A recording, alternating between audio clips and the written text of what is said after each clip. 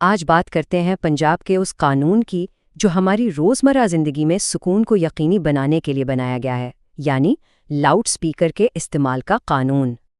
کبھی ایسا ہوا ہے کہ آدھی رات کو کوئی گاڑی تیز میوزک بجاتی ہوئی گلی سے گزرے اور سب کی نیند خراب ہو جائے، یا کسی ہسپتال کے بالکل باہر کوئی اپنی تشہیر کے لیے سپیکر کا بے دریغ استعمال کر رہا ہو؟ یہ وہ صورتحال ہے جس کا سامنا سچ پوچھیں تو ہم میں سے بہت سے لوگوں کو کرنا پڑتا ہے۔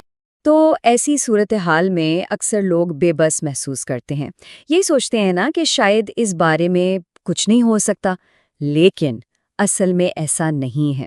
حقیقت یہ ہے کہ اس مسئلے سے نمٹنے کے لیے ایک باقاعدہ اور بہت واضح قانون موجود ہے۔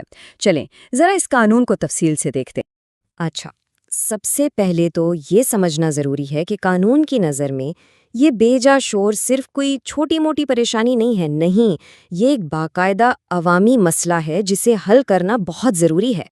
اور دیکھیں، یہ شور صرف کسی ایک جگہ سے نہیں آتا، کبھی گاڑیوں میں لگے ساؤنڈ سسٹم سے، تو کبھی دکانداروں کے اعلانات سے، گھروں میں ہونے والی تقریبات ہوں یا پھر سیاسی جلسے جلوس، یہ سب مل کر ہمارے ماحول کا سکون خراب کرتے ہیں۔ تو سوال یہ ہے کہ اس مسئلے کا سرکاری حل آخر ہے کیا؟ آئیے اسی پر بات کرتے ہیں۔ اس کا حل ہے Punjab sound system regulation act 2015۔ اب اس قانون کا مقصد بالکل صاف اور سیدھا ہے، شہریوں کو ہر اس شور سے بچانا جو غیر ضروری ہو، پریشانی کا باعث بنے یا لوگوں کی صحت اور سکون کے لیے خطرہ بن جائے۔ اچھا، ایک اور دلچسپ بات، یہ کوئی بالکل نیا قانون نہیں ہے۔ اصل میں یہ 1965 کے ایک پرانے قانون کی ہی اپڈیٹڈ شکل ہے۔ ہوا یہ کہ وقت کے ساتھ ساتھ لاؤڈ سپیکر کے غلط استعمال کے نئے طریقے سامنے آنے لگے، تو ظاہر ہے اس قانون کو مزید سخت اور واضح بنانے کی ضرورت پیش آئی۔ تو پھر سب سے اہم سوال یہ اٹھتا ہے کہ آخر یہ قانون کہاں اور کن جگہوں پر لاؤڈ سپیکر کے استعمال کو منع کرتا ہے؟ دیکھیں، قانون نے کچھ جگہوں کو خاموش علاقے یا کوائٹ زونز قرار دیا ہے۔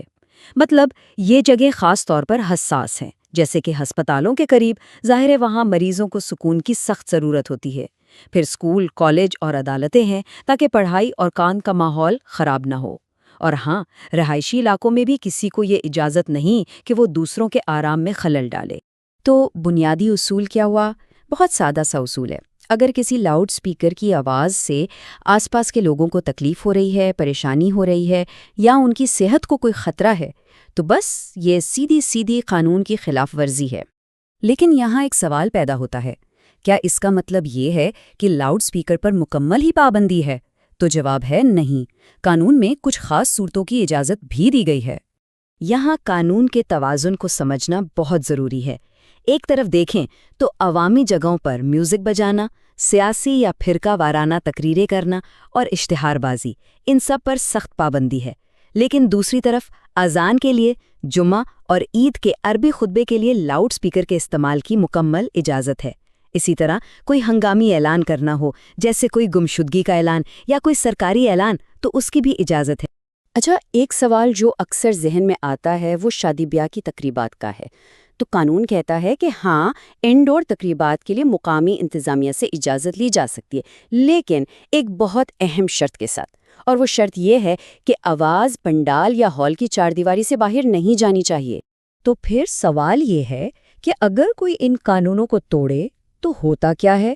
یہاں یہ جان لیں کہ قانون نے اس معاملے میں کوئی نرمی نہیں رکھی ہے، سزائیں کافی سخت ہیں۔